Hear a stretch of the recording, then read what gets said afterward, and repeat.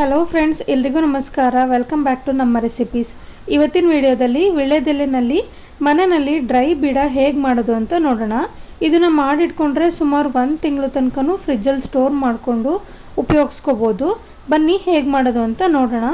ನಾನಿಲ್ಲಿ ಸುಮಾರು ಒಂದು 40ರಿಂದ 50 ವೀಳ್ಯದೆಲೆನ ಬಳಸ್ಕೊಂಡಿದ್ದೀನಿ. ಈ ಎಲೆಗಳನ್ನೆಲ್ಲ ಚೆನ್ನಾಗಿ ಒಂದ್ಸಲ ವಾಶ್ ಮಾಡಿ ನಂತರ ಒಂದು ಒಣ ಬಟ್ಟೆನಲ್ಲಿ ಎಲ್ಲವನ್ನು ಒರೆಸಿ ನಂತರ ಉಪಯೋಗಿಸ್ಕೊಳ್ತಾ ಇದ್ದೀನಿ. ಈ ತೊಟ್ಟನ್ನೆಲ್ಲ ತೆಗೆದು ಹಾಕ್ತಾ ಇದ್ದೀನಿ. ಅದಾದ ನಂತರ ಒಂದು ಕತ್ರಿ ಸಹಾಯದಿಂದ ಆಗಲಿ ಅಥವಾ ಹಾಗೆ ಕೈಯಿಂದ ಆಗಲಿ ಈ ಥರ ಸಣ್ಣದಾಗಿ ಕಟ್ ಮಾಡಿ ಇಟ್ಕೊಳ್ತಾ ಇದ್ದೀನಿ. ಯಾವುದಾದ್ರೂ ಹಬ್ಬ, ಪೂಜೆ ಅಥವಾ ಫಂಕ್ಷನ್ ಟೈಮಲ್ಲಿ ವೀಳ್ಯದೆಲೆ ತುಂಬಾ ಮಿಕ್ಕಿರುತ್ತೆ. ಅಂಥ ಟೈಮಲ್ಲಿ ಈ ಥರ ಮಾಡಿಟ್ಕೊಂಡ್ರೆ ಎಲೆನೂ ಕೂಡ ವೇಸ್ಟ್ ಆಗೋಲ್ಲ, ಹಾಗೆ 1 ತಿಂಗಳು ತನಕ ಕೂಡ ಸ್ಟೋರ್ ಮಾಡಿಕೊಂಡು ಬಳಸ್ಕೋಬೋದು.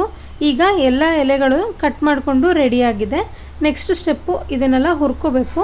ಅದಕ್ಕಿಂತ ಮೊದಲು ನಾನಿಲ್ಲಿ ಸ್ವಲ್ಪ ಏಲಕ್ಕಿ, ಲವಂಗ ಹಾಗೆಯೇ ಸ್ವಲ್ಪ ಜಾಯಿಕಾಯಿ ತೊಗೊಂಡಿದ್ದೀನಿ. ಅದರೊಟ್ಟಿಗೆ 1 ಸ್ಪೂನಷ್ಟು ಅಜ್ವಾइन ತೊಗೊಂಡಿದ್ದೀನಿ. ಅಜ್ವಾइन ಬಳಸ್ಕೊಳ್ಳೋದ್ರಿಂದ ಡೈಜೆಷನ್ಗೆ ಹೆಲ್ಪ್ ಆಗುತ್ತೆ. ನಾನಿಲ್ಲಿ ಓಂಕಾಳು ಒಂದು ಬಿಟ್ಟು ಮಿಕ್ಕಿದ ಎಲ್ಲ ಪದಾರ್ಥನೂ ಸ್ವಲ್ಪ ಬಿಸಿ ಮಾಡ್ಕೊಳ್ತಾ ಇದ್ದೀನಿ.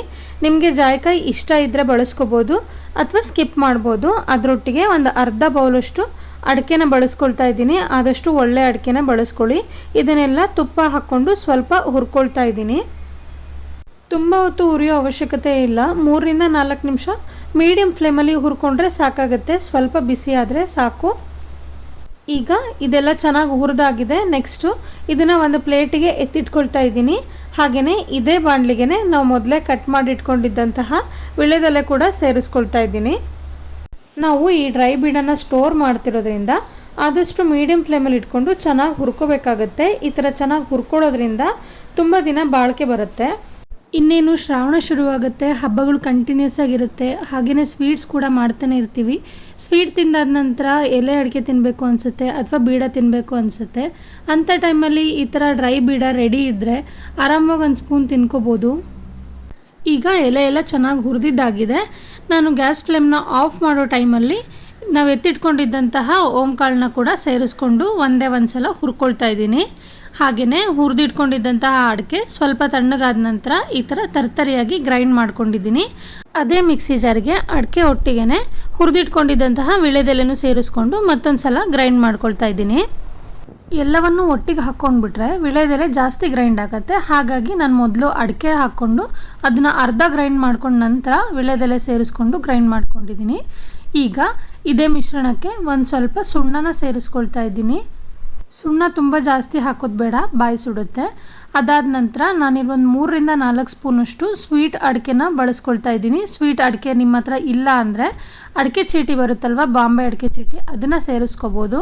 ಹಾಗೆಯೇ 1 ಸ್ಪೂನಷ್ಟು ಸೋಂಪು, 1 ಸ್ಪೂನಷ್ಟು ಗಸಗಸೆ ಸೇರಿಸ್ಕೊಂಡು ನಂತರ ಒಂದು 3ರಿಂದ 4 ಹಸಿ ಖರ್ಜೂರನೂ ಕೂಡ ಕಟ್ ಮಾಡಿ ಸೇರಿಸ್ಕೊಂಡಿದ್ದೀನಿ.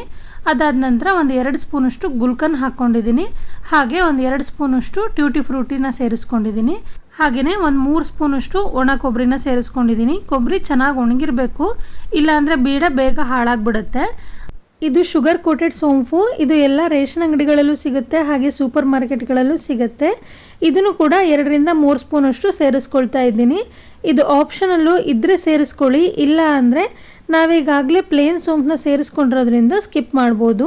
ಇದನ್ನೆಲ್ಲ ಹಾಕಿದ ನಂತರ ಚೆನ್ನಾಗಿ ಕೈಯಿಂದನೇ ಮಿಕ್ಸ್ ಮಾಡ್ಕೊಳ್ತಾ ಇದ್ದೀನಿ. ನಾನಿಲ್ಲಿ ಸ್ವೀಟ್ಗೋಸ್ಕರ ಸಕ್ಕರೆನ ಇನ್ನೂ ಬಳಸಿಲ್ಲ.